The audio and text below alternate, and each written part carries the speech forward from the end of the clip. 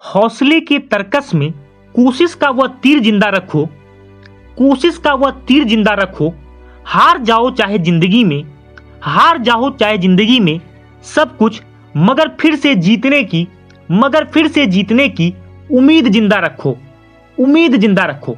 तो स्वागत है दोस्तों आपका एपिन क्लासेस यूट्यूब चैनल पर, और मैं आपका मित्र उज्जवल उपाध्याय स्वागत करता हूं आपका बहुत ही महत्वपूर्ण एवं अहम वीडियो में। आज हम बात करने वाले हैं उन बच्चों की जो अपने बोर्ड एग्जाम को लेकर के घबरा रहे हैं और यह सोच रहे हैं कि बोर्ड एग्जाम की तैयारी कम समय में कैसे करें।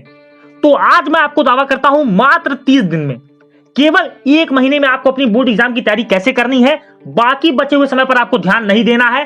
किस तरह से आपको अपने बोर्ड एग्जाम की तैयारी मात्र 1 महीने में इस तरह से करनी है ताकि आप अपना पास होना सुनिश्चित कर पाएं। यानी आप ऐसी तैयारी कर लें कि आपको पास होने से कोई रोक ही ना पाए और अधिक से अधिक अंक लाने की से कोई आपको ना रोक पाए। लेकिन देखिए, हमारी तैयारी में सबसे अहम जो बात होती है कि हम कितना पढ़ते हैं और क्या पढ़ते हैं। अगर आप इसी बात को समझ लेंगे तो आप बोर्ड एग्जाम की जर्नी को बहुत आसानी से पार कर लेंगे, अधिक से अधिक अंक, अच्छे से अच्छा परिणाम लेकर आएंगे। सबसे पहले जान लीजिए कि बोर्ड एग्जाम में इंपॉर्टेंट यह होता है आपको क्या पढ़ना है। इससे भी इंपॉर्टेंट बात यह है कि आपको क्या नहीं पढ़ना है। ये अगर आप जान जाएंगे तो आपका सिलेबस सिंप्लीफाई हो जाता है, छोटा हो जाता है, और तब आप मेहनत आसानी से कर लेते हैं। तब अपने टारगेट को आप कम समय में अचीव कर सकते हैं। सबसे पहले एक बात जान लीजिए कि अभी तक आपने बहुत सारे वीडियो देखे होंगे, बहुत आप लोग सोच रहे होंगे कि सर कैसे पढ़ें, एग्जाम की तैयारी कैसे करें। तो देखिए, मैं आपको एक चीज कह दे रहा हूं।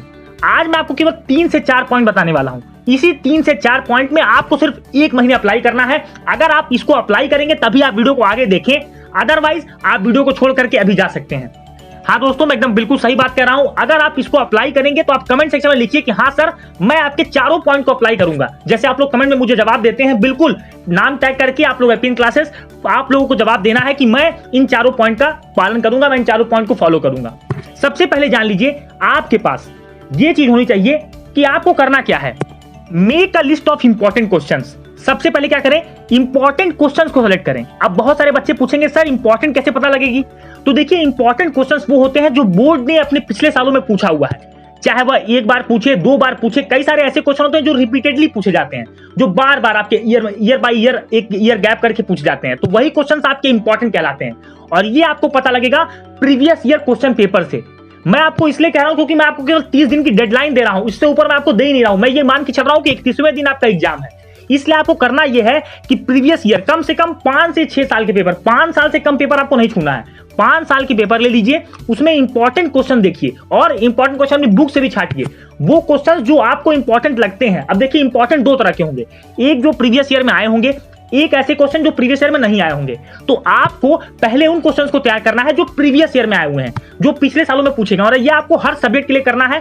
पहली बात तो आपको एक पतली पतली नोटबुक बनानी है हर सब्जेक्ट के लिए। अगर आपके पास 5 सब्जेक्ट है, math, science, English, SST, Hindi, तो 5 सब्जेक्ट के लिए एक एक पतली पतली नोटबुक बना करके पहले प्रीवियस ईयर क्वेश्चन को अच्छे से सॉल्यूशन लिखिए, उन क्वेश्चंस को लिखिए, उनका सॉल्यूशन करिए और इनको लर्न करने का प्रयास करिए थ्योरेटिकल में, और न्यूमेरिकल में उनको समझने का प्रयास करिए। इसी तरह से आप तैयारी कर सकते हैं कम समय में। और कुछ क्वेश्चंस ऐसे होंगे, आपने पढ़ाई करी होगी तो क्वेश्चंस आपको हार्ड लगे होंगे, इंपॉर्टेंट लगे होंगे, तो उन क्वेश्चंस को भी आपने मार्क किया होगा। उन क्वेश्चंस के भी सॉल्यूशन किसी तरह से खोज करके उन सॉल्यूशंस को भी नोट करिए और लर्न करते चलिए। अब आप लोग पूछेंगे कि सर तैयारी कैसे करें, तो देखिए स्टेप बाय स्टेप। पहला स्टेप ये है कि पहले आप क्वेश्चंस को छाट लीजिए कि हिंदी में इतने क्वेश्चंस, इंग्लिश में इतने, मैथमेटिक्स में इतने, साइंस में इतने। इस तरह से अपने सब्जेक्ट्स वाइज आप प्रीवियस ईयर क्वेश्चंस को पहले नोट करिए, उनका सॉल्यूशन नोट करिए। क्योंकि एक बात जान लीजिए, बोर्ड अपने पेपर में कभी भी बेस नहीं बदलता है। देखिए, क्वेश्चन कुछ अलग हो सकता है, यही होगा कि आपके पास प्रोबेबिलिटी निकालने के लिए दिया जाएगा, तो प्रोबेबिलिटी में हो सकता है बेस थ्योरम का क्वेश्चन दे दे, पर बेस थ्योरम में क्या देगा, वो डिजिट चेंज कर देगा, थोड़ी सिचुएशन चेंज कर देगा, लेकिन हमेशा बेस पकड़ के वही रहता है। मतलब पेपर का जो बेस रहता है वो कभी भी चेंज नहीं होता, क्योंकि आपका सिलेबस नहीं चेंज हो रहा तो आपका पेपर का बेस नहीं चेंज होता। इसीलिए मैं कहता हूं कि प्रीवियस ईयर क्वेश्चंस को बहुत ज्यादा ध्यान दें। अगर आप प्रीवियस ईयर क्वेश्चंस को ही करके जाते हैं, उनको डिटेल एनालिसिस कर लेते हैं, उस टाइप के ही क्वेश्चंस केवल आप करके जाते हैं, तब भी आप बोर्ड एग्जाम में आराम से 70 to 80% स्कोर बहुत आसानी के साथ कर सकते हैं। इसीलिए मैं आपको कह रहा हूं कि अगर आप 30 दिन का टारगेट लेकर चल रहे हैं तो केवल प्रीवियस ईयर पेपर पर बहुत ज्यादा ध्यान दें। दूसरा पॉइंट आता है, अब कुछ ऐसे क्वेश्चंस होंगे जो आपको हार्ड लगे होंगे, जो ये लगा होगा आपको कि ये इंटरेस्टिंग क्वेश्चन है, इस बार बोर्ड हमसे ये पूछ सकता है। हालांकि वो क्वेश्चंस आपसे बोर्ड में प्रीवियस ईयर में नहीं पूछे होंगे, लेकिन फिर भी वो आपके लिए बहुत इंपॉर्टेंट है जितना कि आपके प्रीवियस ईयर क्वेश्चन। तो ऐसे क्वेश्चन जो आपको लग रहे हैं उनका भी सोल्यूशन रखिए।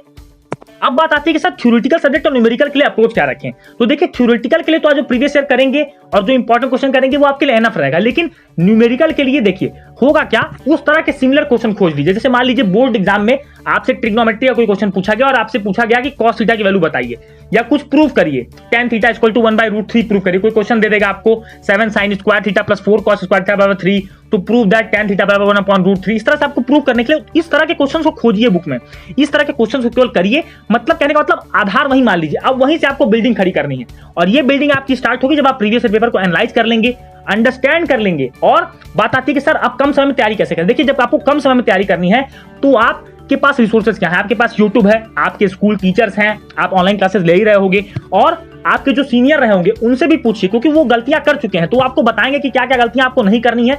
बहुत सारे बच्चों को आप देखिए नॉलेज बहुत होता है पर उनके अंक अच्छे नहीं आते, क्योंकि वो स्ट्रैटेजी लगाकर नहीं पढ़ते हैं, उन चीजों को भी पढ़ लेते हैं जिनका बोर्ड एग्जाम में दूर दूर से लेना देना नहीं। और पहली बात, लोग हाइप क्रिएट करते हैं कि बोर्ड एग्जाम बहुत हार्ड है, बोर्ड एग्जाम में ऐसे क्वेश्चन आएंगे, पेपर अलग से आएगा। नहीं, बिल्कुल कुछ नहीं।